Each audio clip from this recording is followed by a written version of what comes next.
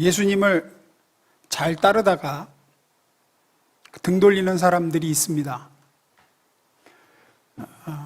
때로는 정말 저렇게 뜨겁게 열심히 신앙생활하고 하던 사람이 어떻게 저렇게 될 수 있을까 할 정도로 차갑게 돌변해서 아예 예배에 발을 끊고 주의 몸된 교회와 관계도 단절해 버리는 경우도 있습니다. 더 나아가서는 안티 기독교인이 되는 사람도 있고요, 아예. 혹은 이단으로 넘어가서 마귀의 병기로 쓰임받는 사람도 있습니다. 분명히 있습니다. 혹은 탕자처럼 떠났다가 돌아오긴 돌아오지만 그 기간 동안 떠나 있는 주님에게서 이렇게 포도나무 대신 주님께서 떨어져 있는 동안에 받은 피해가 너무 극심한, 돌아오긴 돌아와요. 근데 그 기간 동안에 하여튼 지은 죄 때문이든 잘못 내린 결정 때문이든 잘못 만난 배우자 때문이든 그때 그 기간 동안 떨어져 있는 동안에 그래서 남은 생애 내내 그 후유증으로 고통당하는 사람도 있습니다. 돌아오긴 돌아와요. 돌아오는데 너무 또 오래 떨어져 있어요. 막 10년, 20년, 30년씩 주님을 떠났다가 다 늙어서 돌아오는 사람도 있고. 그럼 그 기간 동안에 주님께로 마땅히 받아 누릴 평안과 온갖 은혜와 복과 성장과 그 피해와 그 손해가 얼마나 막심합니까? 사실 오늘 말씀은 이제 내일 출발할 우리 중고청 브릿지 여행에서 제가 고3 졸업생들에게 또 함께 가는 청년들에게 전하려고 준비한 말씀이었습니다. 근데 오늘 이 저녁에도 함께 나누고자 이 말씀을 오늘 나누고 내일 가서 이제 또 나누려고 그래요. 제가 왜 말씀을 준비했냐면 그래도 10대 때까지는, 고등학생 때까지는 그런 대로 신앙생활 잘 해오는 것 같던 애들이 대학을 가면, 그리고 군에 입대하고 취업을 하고 연애를 하고 결혼을 하고 출산을 하고 이러면서 정말 많이 떨어져 나갑니다. 정말 제가 저렇게 중고등학생 때 열심히 했던 애였는데 싶을 정도로 차갑게 식는 애도 있고, 아예 신앙생활하고 등 돌리는 애도 있고, 그때뿐 아니라 여러 시기에 그리스도의 몸인 교회를 떠나고 신앙을 버리고 세상으로 나아가는 아이들을 저는 많이 봤습니다. 전도사 생활하는 내내 봤고 목회하면서도 계속 봤습니다. 이제는 다 어른이 됐죠. 한둘이 아니지만 다 어른이 되었습니다. 어떤 애는 길 가다 저를 마주치면 피합니다. 멀리서 보고 도망가요. 이렇게 도망가. 이건 어른들도 마찬가지입니다. 비율은 애들보단 좀 적은 것 같지만 그래도 어떤 분은 이사 가면서, 어떤 분은 어떤 사람과 관계를 맺으면서, 경제적으로 어려워지면서, 또 어떤 이유는 상처를 받았다고 이런저런 이유로 주님을 등지고 떨어지는 경우가 많이 있습니다. 더 이상 주님과 함께 동행하지를 않아요. 그러면 우리는 그런 사람들을 대해서 어떻게 해야 되는가? 주님은 뭐라고 말씀하시는가? 오늘 요한복음 6장 말씀을 통해서 답을 얻어보고자 합니다. 요한복음 6장은 오병이의 기적으로 시작합니다. 예수님께서 5,000명을 떡 5개와 물고기 2마리로 배불리 먹이시고 12광주리가 남죠. 예수님이 일으킨 기적 중 가장 규모가 크고 파급 효과도 굉장히 컸던 표적입니다. 그래서인지 유일하게 사복음서에 모두 기록된 표적이죠. 오병이어만 사복음서에 다 기록됐어요. 보통은 공관복음서 3군데 기록되고 요한복음에는 기록 안 한 경우가 많습니다. 요한복음이 제일 마지막에 쓰여진 복음서인데 요한은 그러니까 공관복음에서 빠뜨린 내용을 추가 증보한다는 생각으로 썼기 때문이에요. 그래서 요한복음은 사복음서에 기록되어 있는 사건이나 기적은 안 쓰고 다른 것들 더 언급합니다. 나중에 보니까 요거 마태가 빼먹었네, 요거 마가가 빼먹었네, 누가는 요거 놓쳤구나, 이래가지고 자기가 이렇게 쓴 거거든요. 근데 오병이어 기적은 앞에 세 복음서에 다 써 있음에도 요한은 또 한 번 썼어요. 근데 그만큼 이게 굉장히 예수님 사역에서 큰 영향을 미쳤기 때문입니다. 그런데 요한은 오병이어 기적을 기록하면서 뒤에 오늘 본문에 나온 이 얘기를, 공관복음에는 안 나오는 얘기를 기록하고 있는 거예요. 뭐냐? 사람들이 떡 먹고 구름대같이 모여들었다는 거예요. 제자 수가 엄청나게 불어났습니다.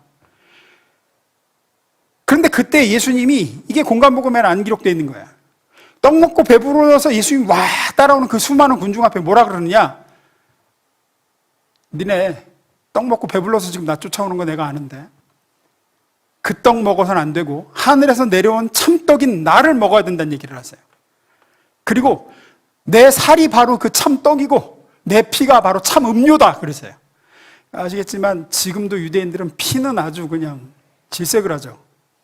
그래서 그 유대인들은 그 인증된 코쇼라 그러나요? 인증된 음식만 먹자. 피 완전히 제거했다. 그 인증된 음식만 먹자. 근데 내 피를 마셔야 너희가 산다 그러니까 나를 먹고 마셔야 산다. 육은 무익하다. 살리는 것은 영이다. 그런 말씀을 쭉 하십니다. 오병이어 기적 이후에 6장 그 중반부에 계속 그런 얘기를 하세요. 내가 바로 하늘에서 내려온 떡이다. 그러니까 뭐라 그러느냐? 60절, 66절입니다. 읽습니다. 시작.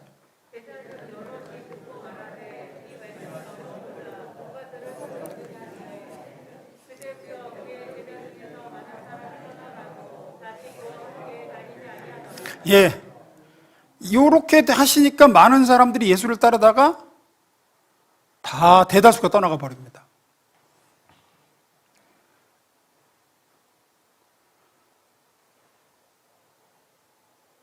우리가 알기로 장정만 5,000명이 먹었거든요. 근데 거의 아마 다 떠난 것 같아요. 이때. 제자인 듯 했습니다. 분명히 여기도 잠깐 띄워주세요. 제자 중에서, 그러죠. 제자 중에서 많은 사람이 떠나갔다 그래요. 그러니까 누가 보기에도 예수님을 믿고 따르던 제자들이었어요. 근데 요때 떠나갑니다. 그럼 더 이상 함께 다니지 않아요. 그러면 이들은 왜 떠나갔느냐?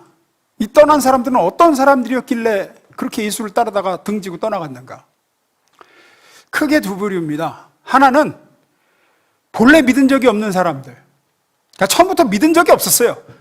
그런 사람들이 떠나갔고, 또 하나는 믿긴 믿었는데 일시적으로 실망하고 시험 들어서 떠난 사람들이 있을 겁니다. 하나씩 좀 나눠보겠습니다. 첫 번째, 읽어봅니다. 시작. 아마 대다수는 아예 예수님을 믿은 적이 없었던 사람들일 겁니다. 잔치는 끝났고 더 이상 떡은 없습니다. 그들은 뭔가 더 주시겠지 하고 기대했는데 예수님이 이렇게 말씀하시는 거예요. 26절, 27절. 제가 읽습니다. 예수께서는 정말 잘 들어두어라. 너희가 지금 나를 찾아온 것은 내 기적의 뜻을 깨달았기 때문이 아니라 빵을 배불리 먹었기 때문이다. 썩어 없어질 양식을 얻으려고 힘쓰지 말고 영원히 살게 하여 없어지지 않을 양식을 얻도록 힘써라. 그러시죠. 사람들이 아니 썩어 없어질 양식이 영원히 없어지지 않을 양식이 뭐죠? 그게 뭡니까? 그래요. 그러자 예수님 말씀하시죠. 35절입니다. 읽습니다. 시작.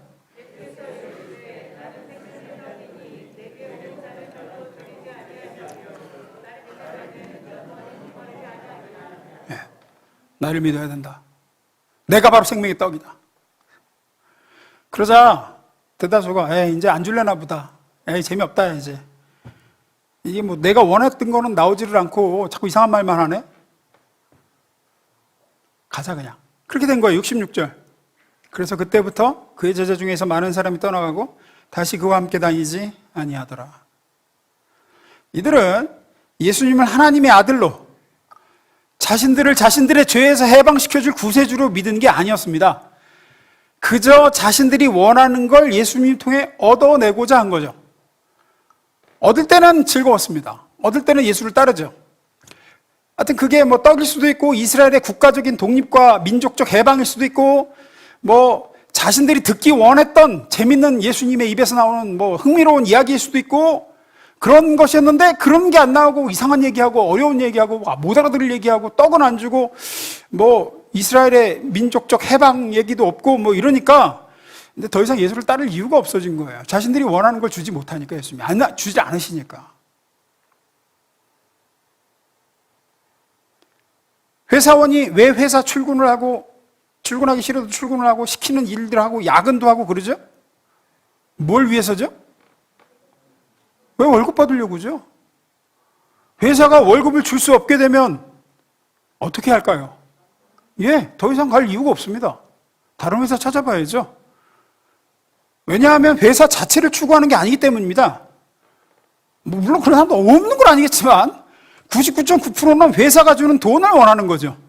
회사를 통해서 얻어내는 수익으로 내가 안정적 생활을 하고 자녀도 교육시키고 벌어먹고 살으려고 다니는 거지 그걸 추구하는 거지 회사 자체를 추구하는 건 아닙니다. 따라서 회사가 더 이상 월급을 줄 수 없게 되면 회사에 나갈 이유가 없게 되죠. 여기 본문에 나오는 사람들도 마찬가지였습니다. 예수님을 추구한 게 아니었습니다. 그들은 예수님을 자신들을 죄에서 구원할 분으로 하나님의 아들 그리스도로 예수를 믿고 알고 사랑한 게 아닙니다. 단지 자신들이 원하는 걸 얻는 수단이었죠. 그래서 자기들이 원하는 떡과 물고기가 넘쳐나고 흥겹고 즐거울 때는 예수님 곁에 남아있지만 잔치가 끝나고 더 이상 떡이 없어요. 그리고 자꾸 이상한 얘기예요. 재미없는 얘기예요. 그러면 이제 떠나는 겁니다. 저는 한국교회도 정확하게 이렇게 돼가고 있다고 생각합니다. 제가 10대 때는, 제가 중학생 때, 제가 고등학생 때는 첫째, 지금처럼 10대 이성들이 그렇게 자유롭게 만날 수 있는 데가 많지 않았어요. 교회에 와야 그래도 이성들하고 대화도 하고 그것 자체가 교회가 주는 엄청나게 큰 메리트입니다. 합법적으로 이성과 대화할 수 있는 거 없어요. 그 외에는 별로 없어요. 뭐 미팅을 해야 되는데 그것도 뭐 쉬운 일이 아니고 그때만 해도 지금 같은 때가 아니었고 또 미국에서 들여온 복음성가라는 게 교회에 들어왔습니다. CCM. 그 복음성가는 세상에 당시에 한국의 주류 음악보다도 앞서 있었어요. 어떤 면에서. 수준이 굉장히 높았습니다. 당시에 여러 교회 문화는 모든 면에서 세상보다 앞서 있었습니다. 그래서 교회 오면 즐거웠고 그래서 중고등부는 넘쳐났습니다.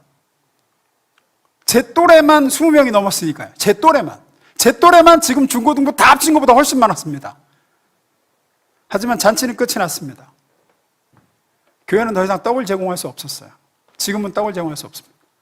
재밌는 게 훨씬 더 밖에 많습니다. 그러자 다들 교회를 떠나기 시작하죠. 그때 제 또래 20명 중에 남아있는 애가 몇 명이나 될까요?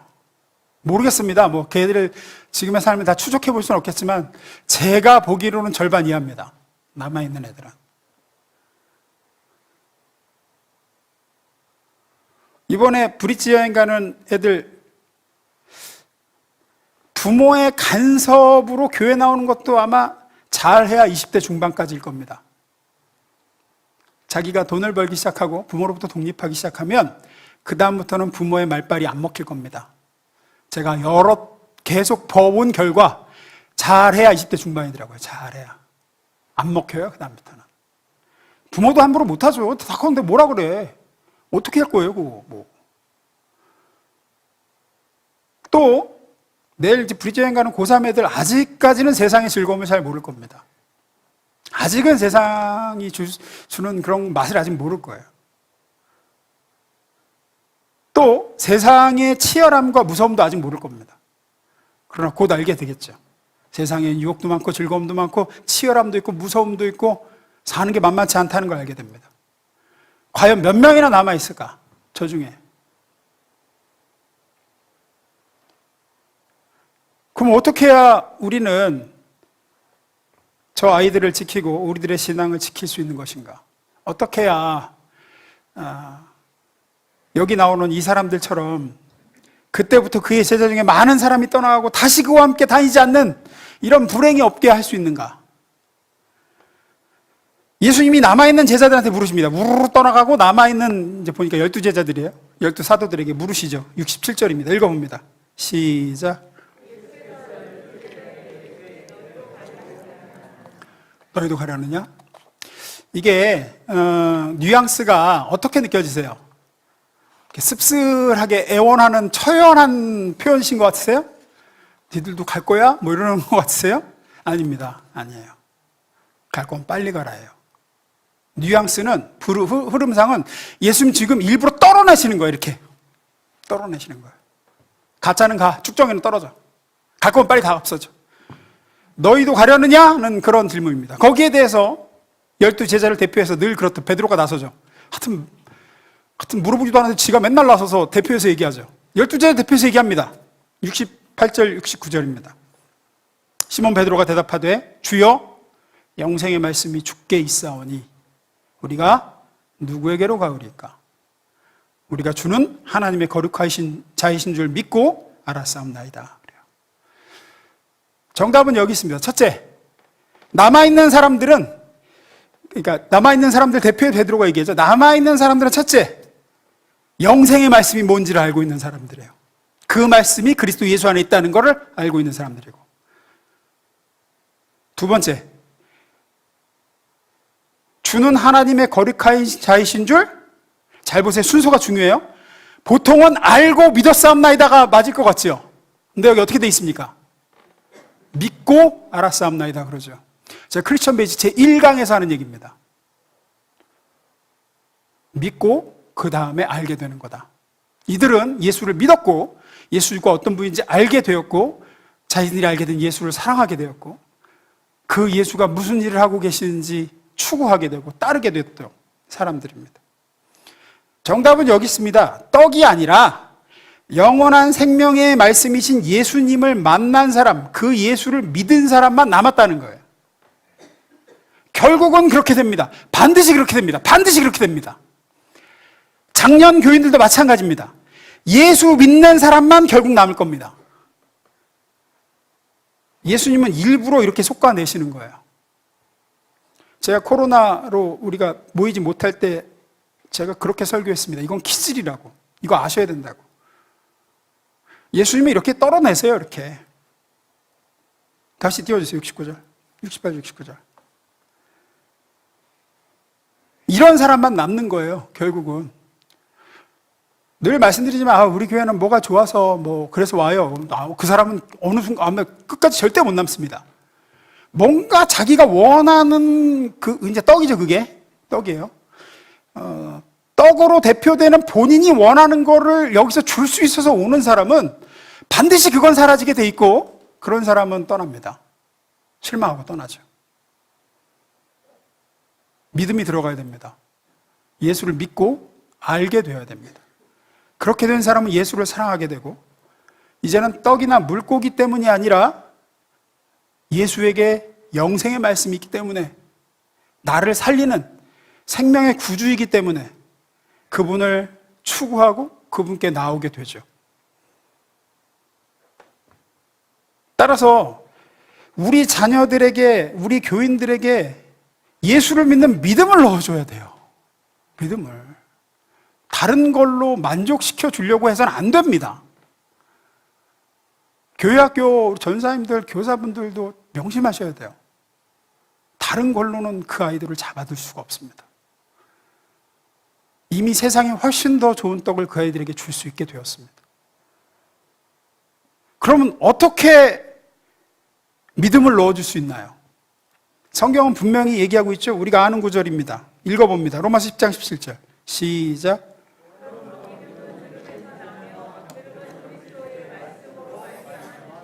네, 다른 방법은 없습니다. 믿음이 들어가는 유일한 루트는 그리스도의 말씀을 통해서 뿐입니다. 아이들을 재밌게 해주고 흥미롭게 해주는 것이 아니라 물론 그것도 하나의 도구로서 필요하겠죠. 그리스도의 말씀이 들어가는 도구로. 하지만 중요한 건 그리스도의 말씀입니다. 우리 교회는 온 힘을 기울여 그리스도의 말씀, 이 십자가와 부활의 복음을 될 수 있는 대로 더 많이 전해야 됩니다. 그것을 들을 수 있는 기회를 더 많이 제공해야 되고 우리 교회에 온 성도들에게 그들이 귀가 즐거울 만한 이야기가 아니라 십자가에 달린 예수를 전해야 된다고요. 그래서 그들이 그 예수를 만나고 믿고 사랑해야지만 떠나지 않고 예수의 제자가 되는 거지. 지금도 무지하게 많이 느껴요. 물론 떡과 물고기가 필요 없다는 게 아닙니다. 예수님도 떡과 물고기를 주셨으니까요. 여기서 말하는 떡과 물고기는 사람들이 1차적으로 원하는 거예요. 1차적인 필요죠. 예수님도 오병이요, 병고침, 귀신을 축출하고 죽은 나사로 살리시고 열병 든 자를 고치시고 등등으로 사람들의 1차 필요를 채워주셨죠. 하지만 그것은 예수님의 말씀을 듣게 하시기 위한 도구요 수단으로만 사용하셨어요. 그래서 초창기에만 사용하시지 뒤에 가면 안 하세요.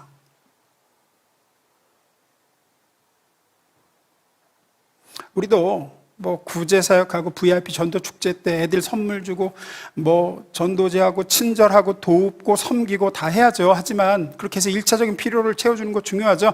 하지만 결국은 말씀을 듣게 하는 데 목적이 있는 거고 언제까지고 그걸로 잡아둘 수는 없습니다. 말씀을 들음으로 믿음은 가지게 되기 때문입니다. 복음의 말씀을 통해서만, 그리스도에 대한 말씀을 통해서만 사람은 믿음이 생깁니다. 그리고 믿음이 생긴 사람만 끝까지 남습니다. 예수 곁에. 사람의 귀를 즐겁게 해주는 이야기, 인생에 도움이 되는 강연, 인생에 도움이 되는 실제적인 설교, 또 이렇게 축복을 강조하고 예수께 오면 이런 것들이 좋다. 그런 것이 아니라 죄사함과 구원과 그리스도. 제가 목회를 해보니까 성도들이 많이 오기를 바랄수록 성도들이 좋아하는 것을 염두에 두고 설교할 수밖에 없어요. 그래서 보통은 성도들이 좋아하는 것과 성경 말씀 중에 공통분모가 맞아떨어지고, 성경 말씀이 아닌 걸 여기서 선포할 수는 없잖아요. 목회자 양심상. 성경 말씀에 있는 것 중에서 사람들이 좋아하는 거를 골라서 전하면 반응이 좋습니다. 그래서 교회로 더 많이 모이게 하려면 그 사람들이 좋아하고 원하는 것을 제공해 줘야 되는 건 당연한 이치예요. 하지만 그렇게 해서 믿음이 생기지 않습니다. 제가 해봤기 때문에 압니다.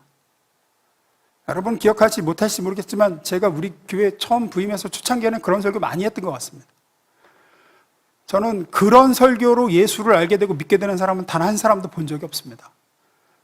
그래서 지금은 그런 설교는 정말 10번에 한 번 정도로 줄이려고 하고, 될 수 있으면 예수님에 대한 말씀을 전하려고 하는 거예요. 그거 이외에는 믿음이 생기지 않아요. 믿음은 들음에서 나며 들음은 다른 말씀이 아니라 예수에 대한 말씀에서만 나기 때문입니다. 그러니 유치부, 초등부, 중고등부, 청년부, 장년부 우리는 계속해서 그리스도 예수에 대한 말씀이 선포되는데 총력을 기울여야 됩니다.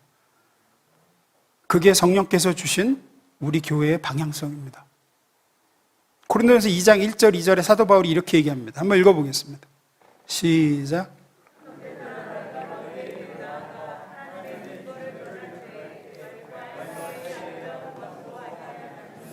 내가 너희 중에서 예수 그리스도와 그가 십자가에 못 박히신 것 외에는 아무것도 알지 아니하기로 작정하였음이니라.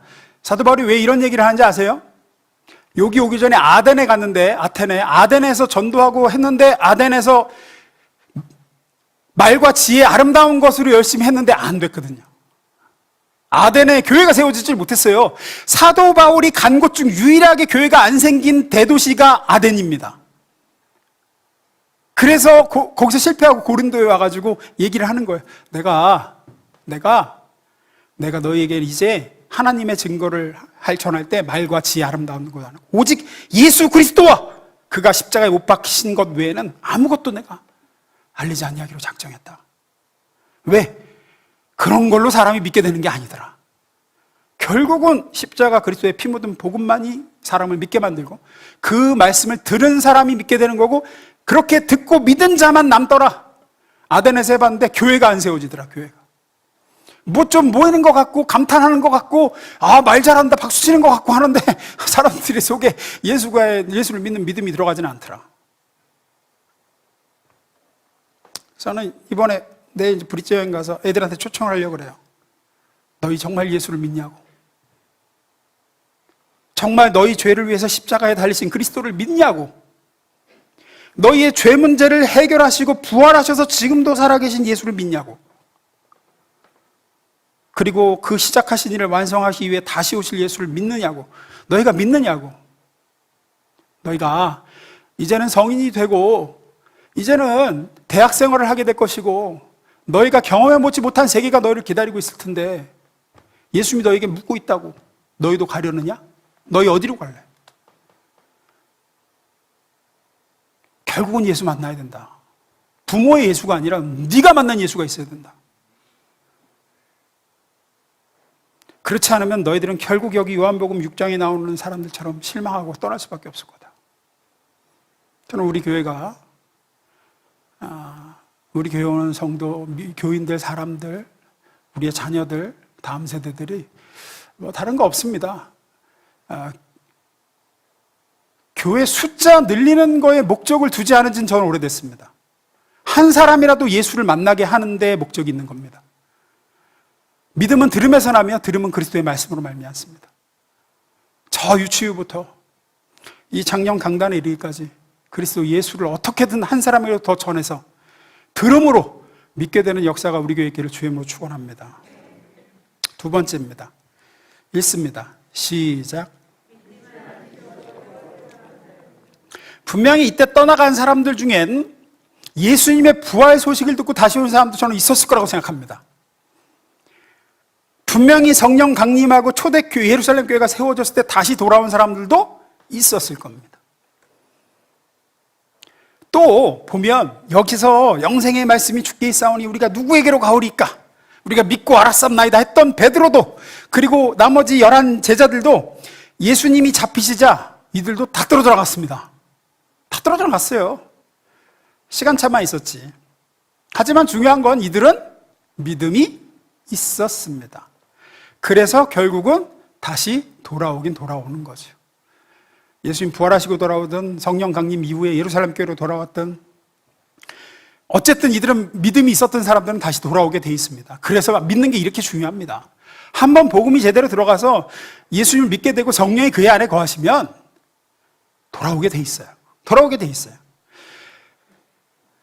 어쨌든 분명한 건 우리 자녀들 중에도 이 자리에 계신 분들 중에도 시험과 혹은 유혹이나 어떤 이유로 인해서 예수에게서 일시적으로 떨어져 나갈 수 있다는 겁니다. 누구도 그럴 가능성은 있습니다. 지금처럼 이렇게 안전하고 평안하게 신앙생활한 시기가 세상 역사 속에 이렇게 많지 않습니다.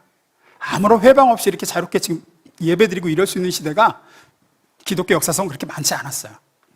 또 지금 이 시대에도 예수 믿는다는 이유로 엄청나게 핍박받고 손해보고 막 살해당할 위협에 시달리는 세상도, 그런 국가도 있어요. 예를 들어 이집트 교회 아시죠? 이집트에 교회 있거든요. 이집트에 있는 교회 크리스찬들은 매주 목숨 걸고 예배드립니다. 다들 언제 폭탄 테러로 교회 하나가 그냥 통째로 날아가는 경우가 비일비재해요. 그러니까 이슬람교도가 예배드리는데 슬쩍 폭탄 메고 들어왔고 터트린대. 그럼 예배드리다 다 죽는 거예요. 그 몇 년 전에 그 한국인 성지순례 팀에서 그 폭탄 테러 일어난 거 아세요? 그때 제가 아는 후배 목사님 동생이 거기서 죽었어요. 막 버스로 막 들어오는 거를 입구에서 막다가 다행히 입구에 있는 2명만 죽었죠. 비일비재합니다. 그런 만약에 상황 가운데 놓여 있다. 누가 자신할 수 있으시겠습니까? 누가 우리가 자신할 수 있을까요? 예를 들어서 막 한국 교회에 폭탄 테러가 예배 주일 대예배 때 막 일어나고 있어 지금.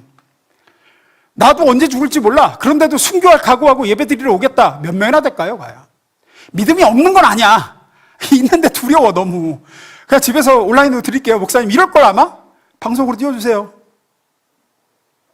하나님께서 지켜주시고 은혜 주시고 우리를 보호하시고 공급하시니까 우리가 지금 이렇게 신앙을 지키고 주님께로부터 떨어져 나가지 않는 거지.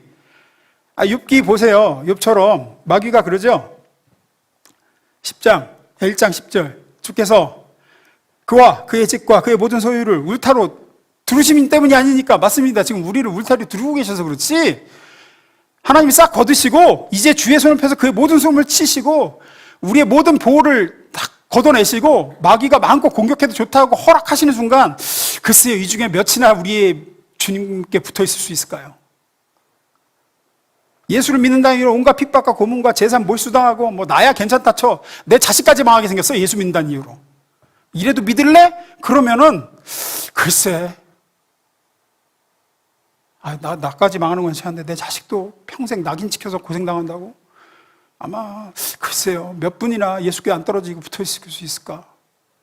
혹은 반대로 예수님이 당한 시험처럼 세상의 온갖 영광과 부요함과 귀함과 내가 그렇게 추구하고 원하는 그것들을 다 보여주면서 이제 너 교회 한 주 빠져라. 이거 줄게. 글쎄, 누가 얼마나 흔들리지 않을까. 그런 유혹이 이제 주님께서 막아주시니까 우리가 없는 거지. 믿음이 없다는 건 아닙니다. 믿음이 있어요. 있는데, 이러저러한 유혹과 시험으로 떨어져 나가는 경우가 있잖아요. 말씀드렸듯이 이번에 이제 고3 졸업생들, 대학 생활하면서 얼마나 많은 유혹이 있을까, 이 아이들에게. 혹은 믿지 않는 이성과 교제할 수도 있는 거예요. 그래서 떨어져 나가는 애들도 되게 많아요. 맨날 싸우거든. 너는 왜 일요일에 맨날 교회 가야 돼? 막 이러면서. 그때 이게 믿음이 없는 건 아닌데, 이게 약하잖아? 그러면은 이제 끌려 그쪽으로 가는 거예요. 그쪽으로. 또 군대 가고, 군대 생활 힘들고 막 어렵고 하면은 또 사회생활 하면서 직장 취업하고 회식 자리 참여하고 뭐 그러다가 예수 믿는다는 이유로 핍박당하고 그러다가 저 애들이 주님과 멀어지고 물론 돌아옵니다. 믿음 있으면 돌아옵니다. 돌아오는데 문제는 아까 말씀드렸듯이 개 중에는 그렇게 주님과 멀어진 상태에서 심각한 타격과 손상을 입는 경우가 있어요. 후유증 평생 가는 경우도 있어. 평생 가는 경우도 있어. 주님과 멀어졌을 때 한 결혼 아주 평생 고생해. 평생. 아시잖아요. 아시잖아요. 주님께 떨어져 나갔을 때 한 사업, 주님과 멀어져서 주님으로부터 이렇게 괴리되어 있을 때 그때 내린 결정, 그때 한 실수 등등으로 여러분 잘 아시는 이재철 목사님 100주년 기념교회 목회하시다가 홍성사 사장이시고 아시는 분 아실 거예요. 유명한 분이니까. 그분 이제 젊었을 때 방탕했었다고 그러죠. 주님 떨어져서 지냈다고. 주님하고 상관없이 살았다고. 믿음이 없었던 건 아닌데 이러저런 이유로 그렇게 사셨대. 근데 이분이 이제 고백하는 게 뭐냐? 그때 방탕한 생활로 병을 얻었어요. 이분이. 폐수종. 그래서 영구히 한쪽 폐 기능이 완전히 상실됐어요. 지금도 한쪽 폐로만 숨쉬고 산대요. 뛰지도 못한대요, 자기는. 그러니까 그때의 그 방탕한 주님과 멀어져서 그때 살았던 그거로 평생 이제 후유증을 안고 사는 거예요. 우리도 그럴 수 있습니다. 예수님을, 그리스도의 몸인 교회를 떠나 탕자처럼 방황할 때 한 어떤 결정이나 주님과 떨어졌을 때 내린 어떤 판단이나 행동이나 실수나 그런 걸로 적게는 손해보고 아픔을 겪고 상처를 받지만 크게는 인생 내내 힘든 경우도 많고 또 베드로처럼 제자들처럼 빨리 돌이키고 주님께로 돌아오면 괜찮은데 그게 10년이 되고 그 세월이 주님과 멀어져서 사는 세월이 주님과 상관없이 사는 세월이 20년이 되고 30년이 되고 그럼 아까 말씀드린 대로 주 안에 누려야 할 그 시간에 받을 복과 은혜와 성장과 평안과 그런 거 하나도 못 누리고 그 얼마나 큰 손실이고 손해입니까? 우리 목장 식구들이 무엇보다 우리 자녀들이 그렇게 되어선 안 되지 않습니까? 어떻게 해야 될까요? 믿음이 없는 사람은 믿게 해야 되지만 믿음이 있는데 일시적으로 이렇게 유혹과 시험에 넘어져 주님께로부터 떨어져 나가는 사람들을 어떻게 해야 될까요? 예수님은 그런 사람들을 위해서 어떻게 하셨을까요? 우리가 알다시피 예수님은 제자들이 큰 시험 당할 것을 알고 계셨습니다. 예수님은 12제자 중 한 사람도 예외 없이 예수님께 등 돌리고 예수님을 여기서 떨어져 나갈 것을 미리 다 알고 계셨습니다. 예수님은 그렇게 떨어져 나갈 이제 큰 시험과 두려움으로 예수님에게서 괴리되어 떨어져 나가 있을 제자들에게 이렇게 말씀하시죠. 베드로에게 말씀하십니다. 누가복음 22장 31절. 시몬아, 시몬아, 들어라. 사탄이 이제는 키로 밀을 까부르듯 너희를 제멋대로 다루게 되었다. 시험의 시기가 왔다. 32절 읽습니다. 시작. 예, 제가 참 좋아하는 말씀입니다. 그래서 여러 번 나누는 말씀 중 하나입니다. 예수님은 여기서 이 기도하였다는 구절은 과거에 한 번 했다라는 얘기가 아니라 미완료죠. 내가 계속 네 믿음을 잃지 않도록 기도해왔다는 뜻이에요. 언제? 새벽 미명에 기도하러 갈 때마다 내가 너를 위해 기도했다. 너에게 이런 시험의 때가 올 텐데 그때를 잘 넘기게 해달라고 내가 중보했다. 내가 매일 그렇게 내가 너를 위해 기도했다. 내가 네 믿음을 잃지 않기를 내가 아버지께 구했다. 그리고 그 중보가 베드로를 지켜주죠. 베드로가 3번 부인하고 주님을 떠나 고향에 내려가 물고기를 잡다가도 예수를 다시 만나고 속히 돌이켜 사도의 길을 갈 수 있게 된 그 원인, 그가 크게 무너지지 않고 주님을 떠났을 때 크게 범죄하거나 잘못된 결정을 내려 그의 인생이 꼬이지 않고 속히 돌이켜 다시 예수께로 돌아올 수 있었던 이유를 우리는 알 수 있습니다. 예수님의 중보 때문입니다. 예수님은 베드로를 위해서 기도하셨습니다. 아버지여, 베드로의 믿음이 떨어지지 않게 지켜주옵소서. 베드로가 시험당에 넘어졌을 때 주님 일으켜 주옵소서. 그리고 그 기도는 베드로를 지켜줬죠. 따라서 우리도 중보해야 될 줄로 믿습니다. 우리는 서로를 위해 중보해야 되고 우리의 자녀들을 위해 중보해야 됩니다. 우리 중에 누구도 시험과 유혹에서 자유로운 사람은 없을 겁니다. 우리에게도 시험의 때가 찾아올 것이고 유혹의 때가 찾아올 겁니다. 그래서 예수님은 제자들이 주님 기도 가르쳐 주십시오 했을 때 뭐라고 가르쳐 주세요? 하늘에 계신 우리 아버지 쭉 하시면서 첫째, 시험에 들지 않게 하옵소서. 여기서 시험에 들지 않는 건 우리 자신에게서 지켜주옵소서요. 나의 죄성으로부터 나를 지켜주옵소서라는 뜻입니다. 두 번째, 다만 악에서 구하옵소서. 여기서 악은 사실은 악한 자에게서 건지시옵소서라는 뜻이죠. 마귀에게서 건져달라는 기도입니다. 두 가지입니다. 우리 자신에게서, 마귀에게서 지켜달라고, 건져달라고. 너희는 계속 서로를 위해서 기도하라는 거예요. 혹 지금 내 주위에 시험과 유혹으로 주님께로부터 떨어져 나간 사람이 있습니까? 우리는 거룩한 손을 들어 예수님처럼 중보해 줘야 될 줄로 믿습니다. 저를 위해서도 꼭 중보해 주셔야 됩니다. 저는 더욱 극심한 시험과 유혹에 노출되어 있습니다. 제가 넘어지면, 제가 주님께로부터 떨어져 나가면 이렇게 생각하시면 돼요. 제가 어떻게 보면 이렇게 중간 가지거든요. 요걸 통해서 양분과 이런 게 여러분에게 공급된, 여러분이 저 이렇게 가지가 있는데 얘가 딱 떨어지면 그러니까 제가 참 두려워요. 그러니까 여러분 저 위해서 기도해 주십시오. 우리 아이들을 위해서 기도해 주십시오. 얼마나 많은 유혹이 이 아이들의 인생에 남아 있을까요? 얼마나 힘든 시험이 이 아이들의 인생에 닥쳐올까요? 주님께로부터 떨어뜨리려는 마귀의 시험과 어려움과 또 이 아이들의 내면에 숨어있는 죄성이 이 아이들을 얼마나 괴롭히고 주님께로부터 멀어지게 하기 위해서 애를 쓸까요? 우리는 예수님이 베드로를 위해서 중보해 주셨듯 중보해 줘야 될 줄로 믿습니다. 그것이 방법입니다. 예수님의 기도가 베드로를 지켜줬듯 우리의 기도가 우리와 우리 자녀들을 지켜줄 겁니다. 떨어져 나갔어도 속히 다시 회복하여 회개하고 돌아올 수 있게 할 겁니다. 무너짐이 심하지 않게 할 겁니다. 악한 자로부터 지켜줄 겁니다. 말씀 마무리 짓습니다. 예수님을 많은 사람들이 따르다가 또 많은 사람들이 떠나갔습니다. 크게 두 가지였다 그랬죠. 한 부류는 믿은 적이 없는 사람들입니다. 믿음 없으면 떨어져 나갑니다. 우리 교회 몇 명이나 믿음이 있는지는 모르지만 믿음 없는 사람들은 아마 떨어져 나갑니다. 믿음은 어디서 납니까? 들으면서 납니다. 그리스도의 말씀을 들어야 됩니다. 그리스도의 말씀을 전해야 됩니다. 거기에 우리 교회의 사명이 있습니다. 두 번째, 믿음이 없는 건 아닙니다. 믿었지만 시험과 유혹 때문에 떨어져 나가는 사람들이 있습니다. 믿었지만 어떤 이유로 인해서 주님께로부터 떨어져 나가는 사람들이 있습니다. 물론 돌아오죠.